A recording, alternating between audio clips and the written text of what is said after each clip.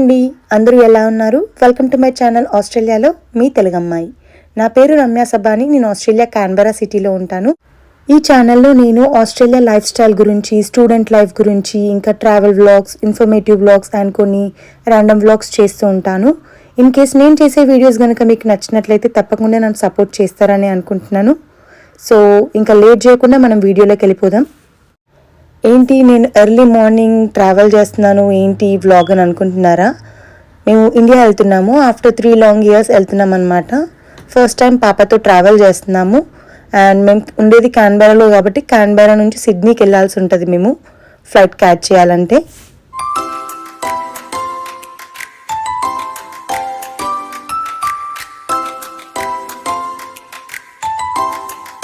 And సిడ్నీకి వెళ్ళాలంటే మేము literally 3.5 hours travel చేయాలి క్యాన్బెరా నుంచి. సో అరౌండ్ 2:30-3 o'clock అట్లా స్టార్ట్ అయిన ఉండే మేము క్యాన్బెరా నుంచి సిడ్నీకి. ఇంకా సిడ్నీ వెళ్ళాక అక్కడ నుంచి ఫ్రెండ్ డ్రాప్ చేసి ఉండే ఎయిర్పోర్ట్ వరకు. బికాజ్ మళ్ళీ కార్ కూడా మనము పార్కింగ్ చూసుకోవాలి కదా. సో ఎయిర్పోర్ట్ పార్కింగ్ ఫుల్ అయిపోయి ఉండే అనమాట. ఇంకా ఫ్రెండ్ వాళ్ళ ఇంట్లో పెట్టేసి వెళ్ళి ఉండే మేము. సో ఫైనల్లీ 3.5 hours తర్వాత రీచ్ అయిపోయినాము సిడ్నీకి. అండ్ చాలా ఎగ్జైటింగ్ ఉండే. ఆఫ్టర్ 3 years మేము ఇండియా వెళ్తున్నాము అండ్ ఫస్ట్ టైం పాపతో ట్రావెల్ చేస్తున్నాము. అందరు కూడా ఫస్ట్ టైం పాపను చూడబోతున్నారు అని. ఫైనల్లీ ఎయిర్పోర్ట్కి అయితే రీచ్ అయిపోయినాము. ఇంకా లగేజ్ అంతా దించేసుకొని లోపలికి వెళ్ళేసి ఫార్మాలిటీస్ అన్నీ కంప్లీట్ చేయాలి. ఇంకా బేబీస్తో ట్రావెల్ చేసేటప్పుడు ఇలా బ్యాగ్లో క్యారీ చేస్తే చాలా ఈజీగా ఉంటుందన్నమాట. అండ్ కంఫర్ట్ కూడా ఉంటుంది మనకి పట్టుకోవడానికి. బికాజ్ మనం ఆల్రెడీ లగేజ్ క్యారీ చేస్తూ ఉంటాం కదా. సో కష్టం అయిపోతుంది మామూలుగా ఎత్తుకోవాలి అంటే.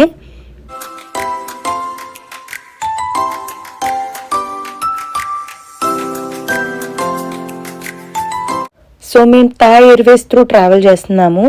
ఈసారి అయితే ఇండియాకి వెళ్ళడం థాయ్ ఎయిర్వేస్లో వెళ్తున్నాం అనమాట. సో ఫస్ట్ టైం పాపతోని కదా, ఇంకా ఎట్లుంటుంది మా జర్నీ అనేది ముందు చూడండి మీరే.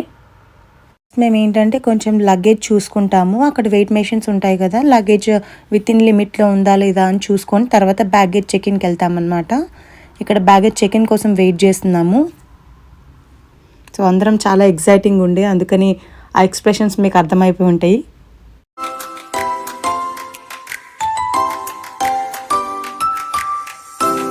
బేబీస్తో ట్రావెల్ చేసేటప్పుడు వాళ్ళని చాలా యాక్టివ్గా ఉంచడానికి ట్రై చేయాలి ఎప్పుడైనా సరే. సో దట్ ఇప్పుడు యాక్టివ్గా ఉంటేనే వాళ్ళు ప్లేన్ ఎక్కినాక పడుకునే ఛాన్సెస్ ఉంటాయి అన్నమాట ఎక్కువ మటుకు. ఆర్ఎల్స్ వాళ్ళు యాక్టివ్గా ఉన్నా సరే కొంతసేపటికైనా పడుకుంటారు ప్లేన్ ఎక్కినాక.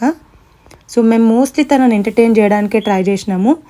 సో దట్ తను తర్వాత మంచిగా రెస్ట్ తీసుకుంటుంది, మాకు ట్రావెలింగ్లో ఎలాంటి ప్రాబ్లం ఉండకుండా ఉంటుందని చెప్పేసి.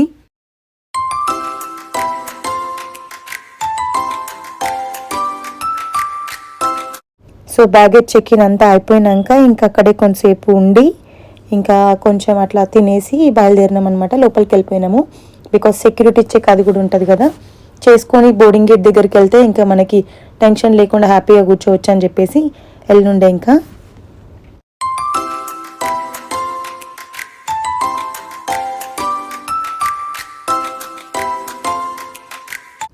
పాపతో ఫస్ట్ ట్రావెల్ కదా ఫ్లైట్లో. సో చాలా ఎగ్జైటింగ్ ఉండే అండ్ ఇది మెమరబుల్ కూడా మాకు. బికాస్ తన ఫస్ట్ ఫ్లైట్ అండ్ తను ఎలా రియాక్ట్ అవుతుంది ఏంటి అన్నీ క్యాప్చర్ చేయాలి అని అనుకున్నాను ఈ వీడియోలో. మోస్ట్లీ ట్రై చేస్తున్నాను కూడా. ఫైనల్లీ సెక్యూరిటీ చెక్ అయితే అయిపోయింది. ఇంకా మాకు టైం ఉండే ఫ్లైట్కి. సో మిడిల్లో డ్యూటీ ఫ్రీ ఉంటుంది కదా, సో అక్కడ కొంచెం షాపింగ్ చేసి ఇంకా లోపలికి వెళ్ళిపోయినాము. ఇదంతా డ్యూటీ ఫ్రీ జోన్. మనం ఏం ట్యాక్స్ పే చేయాల్సిన అవసరం ఉండదు ఏ వస్తువులు కొన్నా కానీ ఇక్కడ. అండ్ మా షాపింగ్ అయిపోయినాక ఇంకా మేము డైరెక్ట్ బోర్డింగ్ గేట్ దగ్గరికి వెళ్ళిపోయినాం అనమాట. కొంచెం సేపు రిలాక్స్ అవ్వచ్చు అని చెప్పేసి. బికాజ్ చాలా తిరగడం అయింది ఎయిర్పోర్ట్లో కూడా. సో అండ్ పాపని క్యారీ చేసి తిరగాలి అంటే ఇంకొంచెం ఇబ్బందే కదా. సో కొంచెం రిలాక్స్ అవుదామని చెప్పేసి తొందరగా వెళ్ళినుండే. అండ్ ఇన్ టైంలో కూడా ఉంటాం కదా ఫ్లైట్కి అని చెప్పేసి. మేము ట్రావెల్ చేసింది డిసెంబర్లో అనమాట. చాలా రష్ ఎక్కువ ఉండే. సో మాకు అదేంటి బ్యాసినెట్ కూడా దొరకలేదు పాప కోసం అని చెప్పేసి. జనరల్గా అయితే ఇట్లా పాపతో ట్రావెల్ చేస్తున్నప్పుడు మామూలుగా మనకి 3 seats అట్లా ఉంటాయి. ఆర్ఎల్స్ ఒక సీట్ ఖాళీ ఉన్న దగ్గర మనకి ఇస్తారనమాట, అలొకేట్ చేస్తారు సీట్స్. బట్ మేము వెళ్ళిన ఫ్లైట్లో అయితే అసలు ప్లేస్ కూడా లేదనమాట. సో ఇంకా పాపకి ఎలాంటి సీట్ లేకుండే టోటల్ ల్యాప్ మీదనే పడుకోబెట్టాల్సి వచ్చినుండే అతనని. అందుకని చెప్పేసి మేము ఒక సపరేట్ సీట్ క్యారీ చేసినాం మేము, సో దట్ ఈజీగా ఉంటుంది తనకు పడుకోవడానికి అని చెప్పేసి. ఈ డిసెంబర్ టైంలో ట్రావెల్ చేస్తే ఏంటంటే ఫ్లైట్ రేట్స్ కూడా చాలా ఎక్కువ ఉంటాయి అండ్ చాలా పీక్ టైం అనమాట. సో జనాలు కూడా ఎక్కువ ఉంటారు, చాలా ఎక్కువ మంది ట్రావెల్ చేస్తూ ఉంటారు బికాస్ ఆఫ్ హాలిడేస్. సో అందుకని చెప్పేసి చాలా ఇబ్బంది అయిందనమాట మాకు. అండ్ దానివల్లనే బ్యాసినెట్ కానీ లేదంటే ఎక్స్ట్రా సీట్ కానీ దొరకలేదు మాకు. సో ఇంకా ఫ్లైట్ టైం అవుతుందని చెప్పేసి అందరినీ లోపలికి పంపిస్తున్నారనమాట ఫ్లైట్లోకి. అండ్ మెయిన్ ఏంటంటే ప్రయారిటీ ఉంటుంది, పిల్లలు ఉన్నప్పుడు తొందరగా పంపిస్తారు మనల్ని. సో అట్లా పంపించేసిండ్రు. ఫైనల్లీ మేము లోపలికి వెళ్ళిపోయినాం. ఇంకా మా మైరా తన ఫస్ట్ ఫ్లైట్ జర్నీ ఇంకా స్టార్ట్ చేయబోతుంది. సో ఇంకా ముందు ఎలా ఉంటుంది తన జర్నీ, హ్యాపీగా మంచిగా ఏ ప్రాబ్లం లేకుండా ఉంటుందా లేదా చూద్దాం పదండి. ఇంకా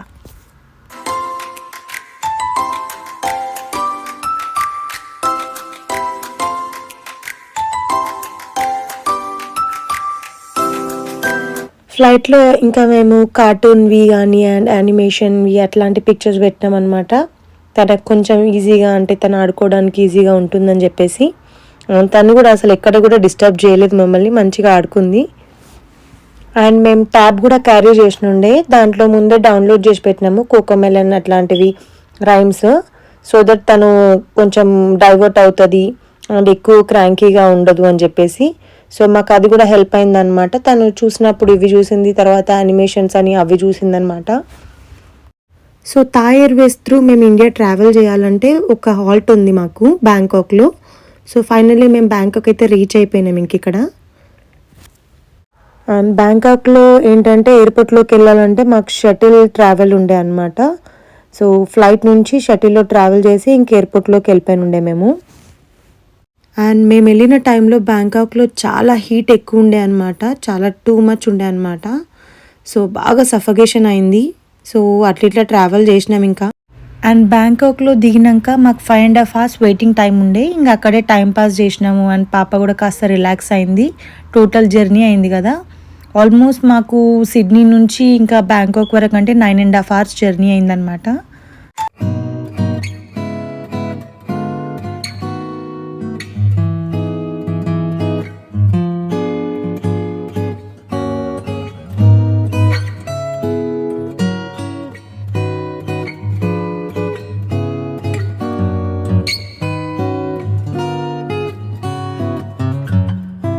బయలుదేరినాం అనమాట. మెయిన్ లాంగ్ జర్నీ అయితే కంప్లీట్ అయిపోయింది, 9.5 hours. ఇంకొక 3.5 hours అయితే మేము ఇండియా రీచ్ అయిపోతాము. బికాస్ బ్యాంకాక్ నుంచి ఇండియా ఓన్లీ 3.5 hours మాకు జర్నీ. సో ఇంకా చూడాలి ఇప్పుడు ఎట్లుంటుందో. మా పాపనైతే ఫుల్ యాక్టివ్గా ఉంది ఇప్పుడైతే.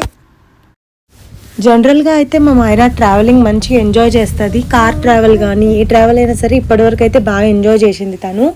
కాకపోతే ఫ్లైట్ ట్రావెల్ కదా, సో ఎట్లుంటుందో అనుకున్నా కానీ తను హ్యాపీగా మంచిగా ఉండే మొత్తం కూడా జర్నీలో.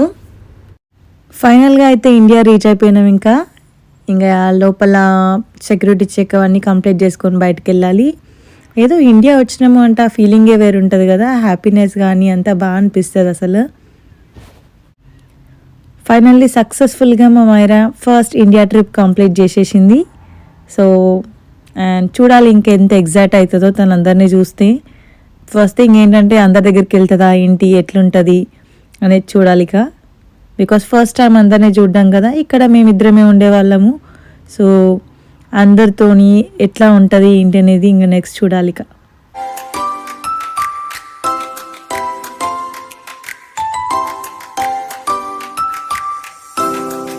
హైదరాబాద్కి అయితే రీచ్ అయిపోయినాము. కాకపోతే మేము ఉండేది నిజామాబాద్ అనమాట. సో ఇప్పుడు నిజామాబాద్కి స్టార్ట్ అవ్వాలి. ఇక్కడ నుంచి 3.5 hours జర్నీ. సో ఇంకా 3.5 hours వెయిట్ చేయాలి ఇంట్లో వాళ్ళందరినీ కలుసుకోవాలంటే మేము. ఇదే నా ఫస్ట్ ట్రావెల్ వ్లాగ్ ఇప్పటి వరకు. హోప్ మీ అందరికీ ఈ వీడియో నచ్చిందని అనుకుంటున్నాను. ఇన్ కేస్ మీకు గనక ఈ వీడియో నచ్చినట్లయితే తప్పకుండా నన్ను సపోర్ట్ చేయండి, నా ఛానల్ని సబ్స్క్రైబ్ చేసుకోండి. ఇంతకుముందు నేను చేసిన వీడియోస్ కనుక మీరు చూడకపోయి ఉంటే ఒకసారి నా ఛానల్కి వెళ్ళి చూడండి, లైక్ చేయండి, షేర్ చేయండి, కామెంట్ చేయండి అండ్ సపోర్ట్ చేయండి. Please subscribe to my channel. Thank you.